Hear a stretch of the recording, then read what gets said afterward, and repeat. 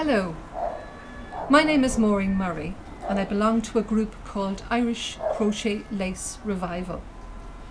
We are located in South Dublin County in Ireland and we've been together since 2017. Today I'll be talking to you about Irish crochet lace. Crochet and Irish crochet lace differ mainly in the size of the hook and the size of the thread that's used. For example, if you take an Irish rose motif and you make it in a chunky yarn, you end up with this beautiful little piece of crochet. If you take the same motif, you can use a smaller hook, a double knitting yarn, a 4-ply, and they're all fine. But when you move into Irish crochet lace, you're using cotton thread and a much finer hook. So there's a 10 thread, there's a 20, a 40, a 60, an 80 and 100. And it's exactly the same motif, but using a much finer thread and hook. So if you compare your chunky and your 100, exactly the same, but much finer hook and yarn. And there's your 6mm hook for the chunky and your 0.5mm hook for the cotton.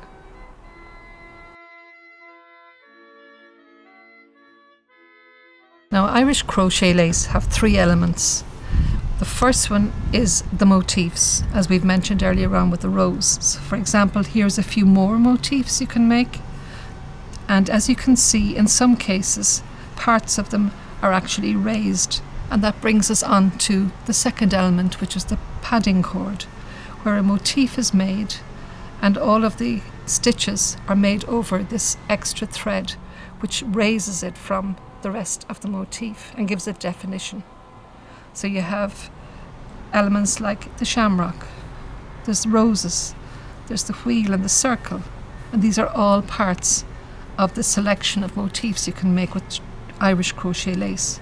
So when you have completed your motifs and you decide you want to put it into a collar or a top or a dress, what you do is you take a piece of fabric and you stitch each of your motifs in place where you want them to end up.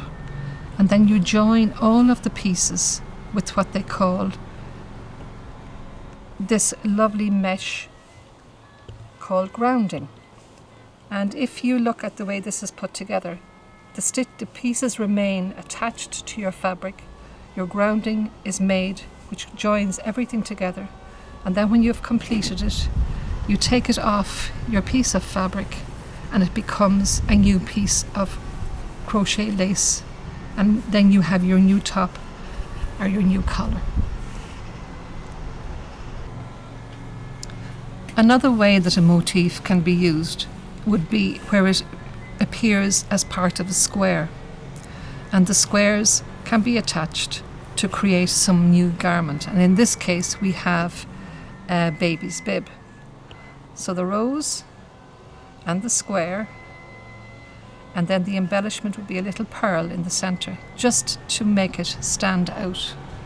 And you end up with this beautiful little baby's bib, which will mark a christening in a very special way. As well as that, using the squares, for example, you can end up with something like this, which is a beautiful collar. As you can see here, you can take your elements, your motifs, it becomes a square, a smaller square, a little rose, and it can grow into whatever type of design and fabric that you want. So really, once you master the elements of a motif and you know that you can create a garment using a selection of them, then there are a number of ways you can do it, and it is available for you to experiment with and to learn. Traditionally, Irish crochet lace is made using a fine cotton or a linen thread. It was brought into Ireland in the 1850s or thereabouts by religious orders, ladies of means, who introduced it to local communities and fostered its development so that it actually evolved into this wonderful tradition that we have here with us today. Now I'm going to show you one or two pieces of our treasured collection that we have here in our group. First is this beautiful collar, and it's remarkable in so many ways. Firstly, all of the wonderful motifs that are in it, that are very distinct and very pronounced, and obviously have been made using this padding cord. You can see in some cases where it needs a little bit of repair. In fact, here you see a piece of padding cord that was used in making this particular spiral.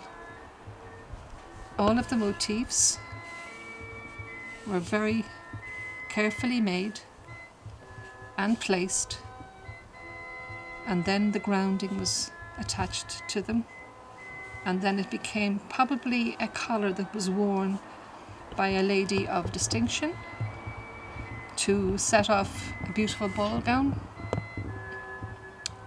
or for a special occasion.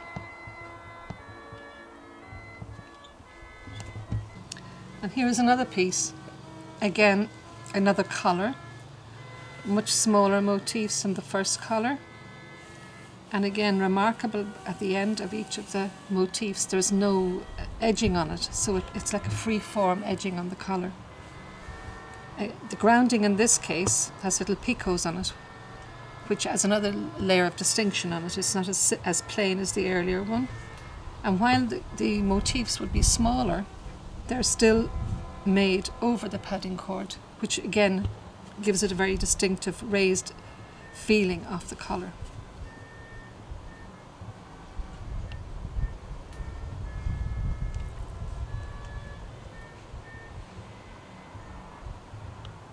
And the final piece I'd like to show you today is this magnificent collar made in a very, very fine thread.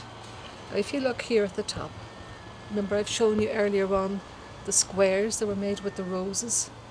Well, these are made from very small rose squares, and quite a number of them will make up this wonderful collar, and it goes right around the back of the piece. That alone is incredible, but if you come down to the bottom half of it, it is made up of a series of motifs, again in very fine cotton, and it's joined with clonus knots. It also has a motif, a bunch of grapes motif. Both of these would be seen in a lot of clonus lace panels and collars. But each of these, if you look at each of the motifs, the amount of time it would take an experienced lace maker to make something like this, bearing in mind that this would have been made when electricity wasn't the norm, it would take a night to make just one motif. And look at the amount of motifs in this collar, so you can only imagine how long it took somebody to make up this wonderful collar, again made for a special occasion.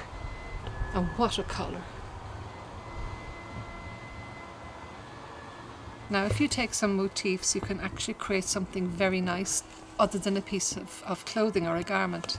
You can add them into a frame and make a nice picture. So here we have the butterfly, we have some roses and some leaves, and on a background, a meshed background in the shape of a basket, it becomes a very elegant little piece of crochet.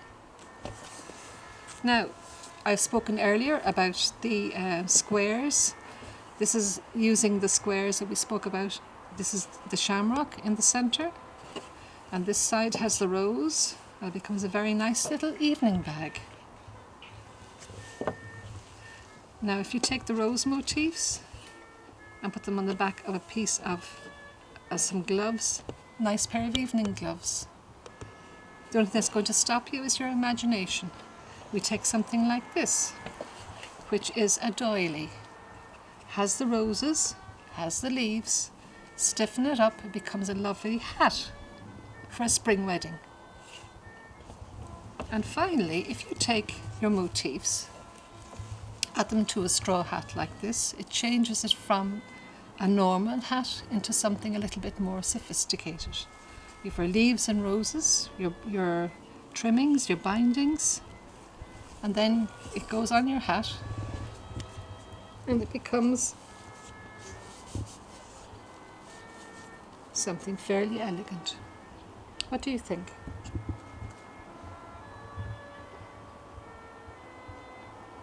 Nowadays you can get crochet cotton in every colour of the rainbow, as you can see here, and there's nothing you can't do with colour. For example, taking something like red and black here, you can combine them, and this is the beginning of what's going to be an amazing piece of work. I think it's a hat she's making. Here we have, again, using the roses and the leaves, becomes a dream catcher. The Irish rose, the wild Irish rose in pink. Well, obviously a shamrock is traditional colour in green, but again, it can be any colour you want. Now this is a very elegant necklace and earrings. Christmas decorations. And what about this selection of butterflies in all the colours? And finally, this very fine fern necklace. Isn't that wonderful? So really, the future of Irish crochet lace is colourful